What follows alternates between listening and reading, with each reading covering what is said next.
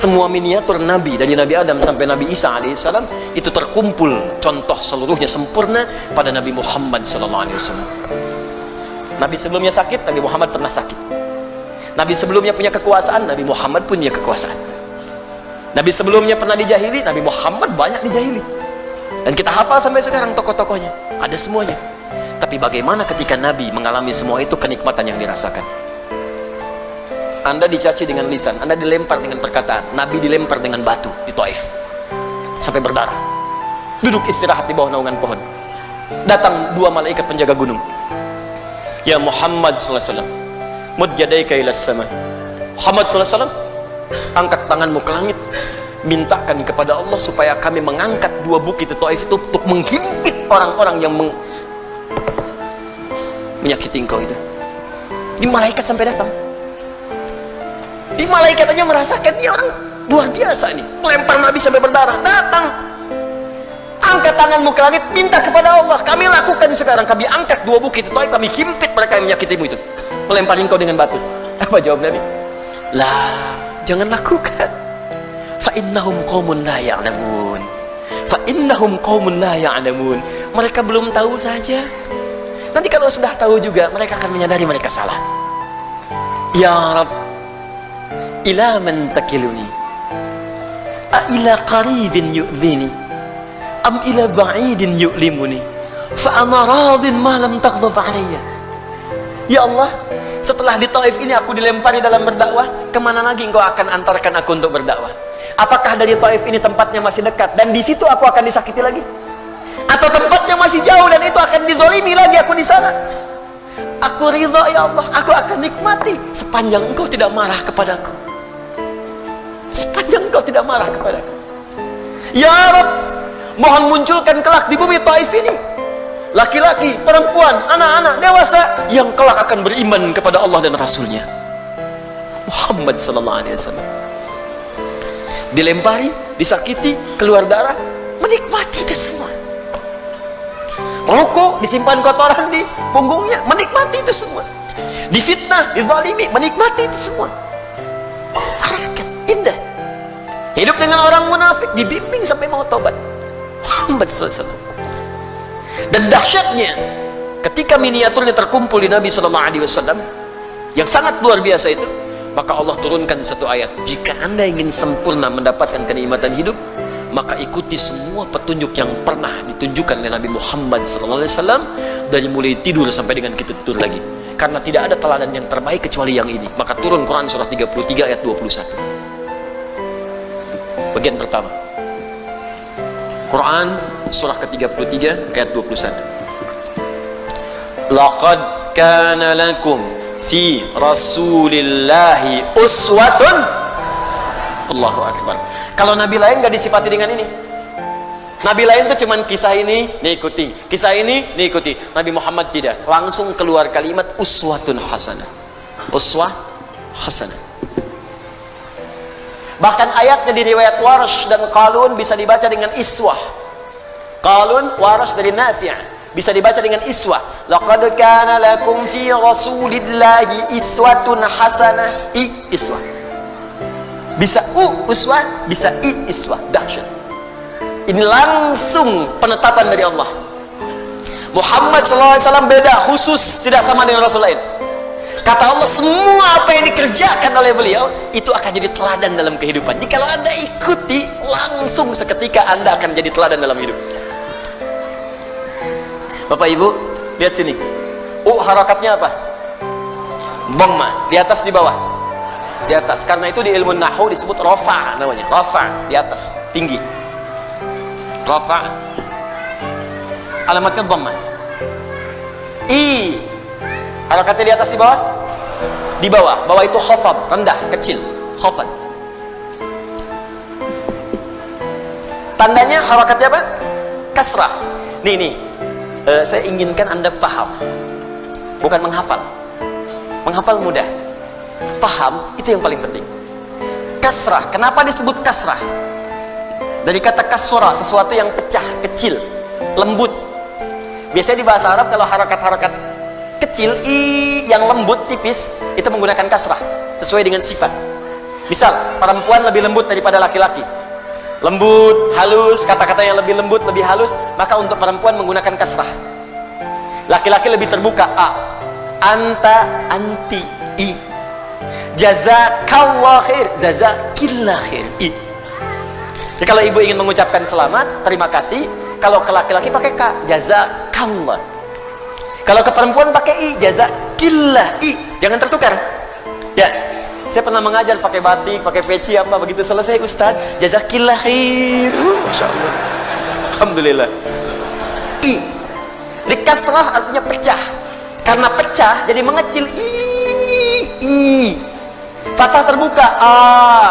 Doma terkumpul. Ya. I. Kasrah kecil, pecah, hancur, tipis. Nah, keluar dari sini jam 3. Mau itikaf itu jam 3 keluar. Tiba-tiba di pohon depan itu ada suara. Tunjuk kasrah. Fathah. Dhammah. Habis itu lari. Nah, sekarang belajar ilmu bahasa. Awas, 5 menit kita selesai. Fokus. Kenapa disebut kasrah? Kasrah menunjuk pada sesuatu yang pecah, rendah. Kalau pecah itu jadi kecil ya. Kasrat zujat, kaca pecah maka jadi kecil. Jadi kalau ada sesuatu menggunakan harakat kasrah, ini menunjuk pada sesuatu yang kecil, ringan. Makanya alamatnya khafat, di bawah, rendah. Kalau menggunakan sesuatu yang tinggi, terkumpul, rafa, tinggi. Dhammah, terkumpul. In dhamma syai'u, berkumpul jadi banyak. Kalau ingin menunjukkan sesuatu yang banyak, maka gunakan harakat dhammah, kemudian harakatnya tinggi di atas, rafa. Perhatikan, ketika Allah menyebutkan Nabi menjadi teladan, kenapa menggunakan 2 harakat? Di atas tinggi, di bawah rendah. Seakan ingin menjelaskan kepada kita, Nabi Muhammad itu jangankan perilakunya yang tinggi-tinggi, yang banyak bisa kita temukan. Cara sholatnya yang 1 rakaat sampai dengan kakinya bengkak, ya, Masya Allah. Cara infaknya yang saat berinfak dengan 1000 ekor unta.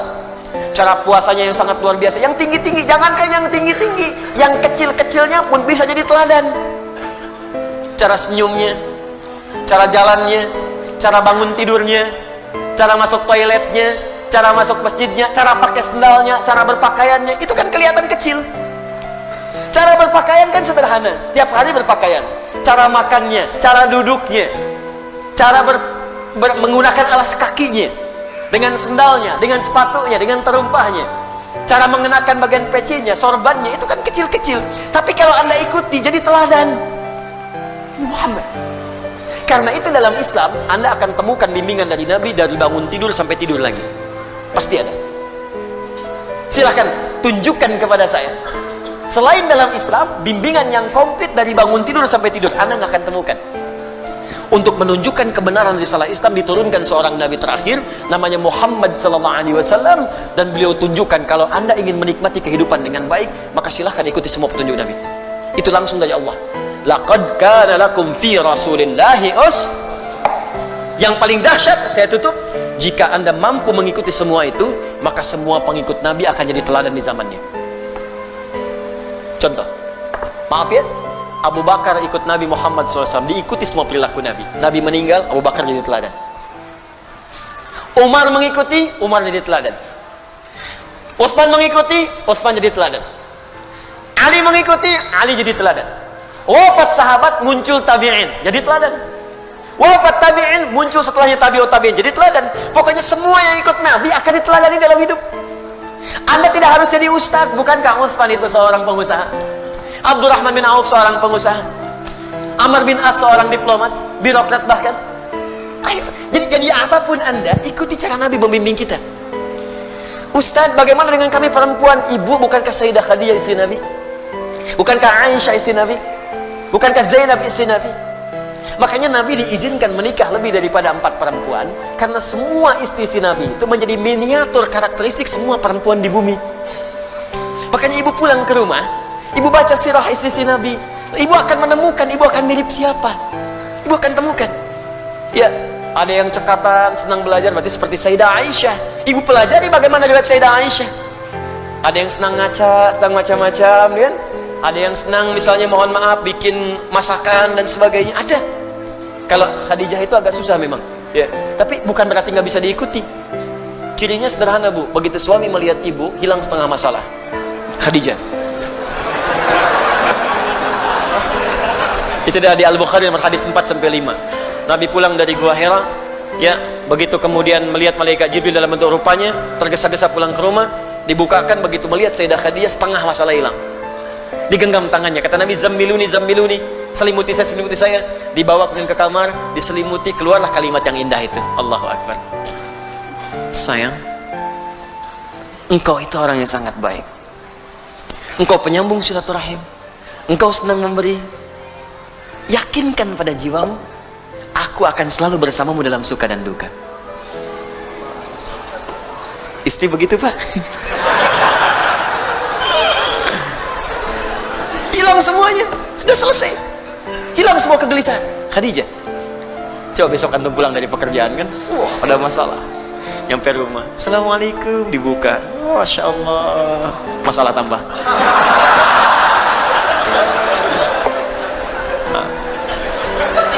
Dan bonusnya, saya akhiri, bonusnya orang yang mampu mengikuti Nabi SAW dalam setiap taraf hidupnya, bukan hanya akan dijamin tenang hidupnya, tapi orang ini akan langsung mendapatkan cinta Allah Subhanahu wa ta'ala. Itu ada di Quran surah ketiga Ali Imran. Saya tutup ayat 31.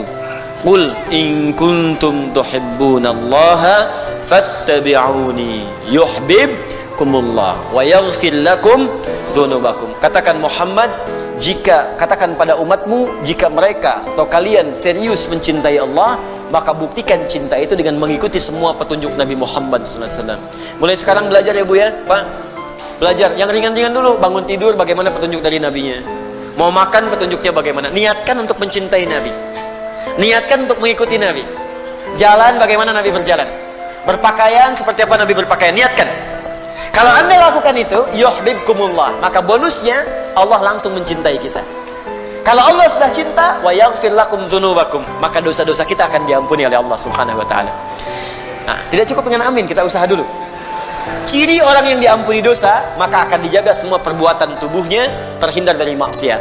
Maka kalau Anda sudah bisa mengikuti Nabi, kata Allah, mata akan dijaga dari maksiat, tangan dijaga dari maksiat, kaki